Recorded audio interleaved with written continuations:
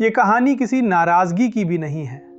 ये कहानी उस पल की है जब आदमी को समझ आ जाता है कि अब रुकना आगे बढ़ने से ज़्यादा मुश्किल हो रहा है। लल्लन टॉप कोई दफ्तर नहीं था मेरे लिए। लल्लन टॉप एक जिम्मेदारी थी, एक प्रयोग था, एक भरोसा था कि हिंदी में भी पत्रकारिता ईमानदार, असरदार और लोकप्रिय हो सकती है। जब हमने शुरू किया था तो हमारे पास न बड़ा बजट था, न बड़ा सेटअप, न कोई फार्मूला। बस एक जिद थी कि खबर ऐसे कहेंगे जैसे घर की बैठक में कही जाती है। धीरे धीरे लल्लन टॉप एक प्लेटफॉर्म नहीं रहा, वो एक आदत बन गया, दर्शकों की आदत और हमारी भी। लेकिन जिंदगी यही सिखाती है, हर रिश्ता हमेशा चलने के लिए नहीं होता।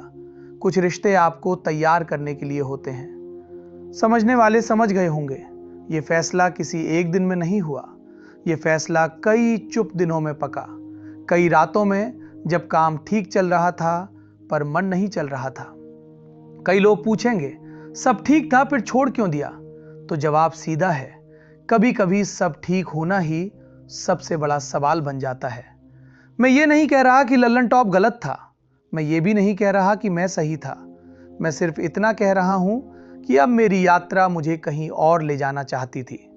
लल्लन टॉप ने मुझे बहुत कुछ दिया, नाम दिया, पहचान दी और सबसे ज़रूरी आपका भरोसा दिया। और भरोसा ऐसा होता है जिसे छोड़ते वक्त हाथ कांपते हैं। लेकिन अगर आप किसी जगह सिर्फ इसलिए टिके रहें क्योंकि लोग आपको पहचानते हैं, तो आप धीरे धीरे खुद को खोने लगते हैं। मैं खुद को नहीं खोना चाहता था। आज भी मैं वही हूं जो सवाल पूछता है, जो सख्ता से असहज रहता है,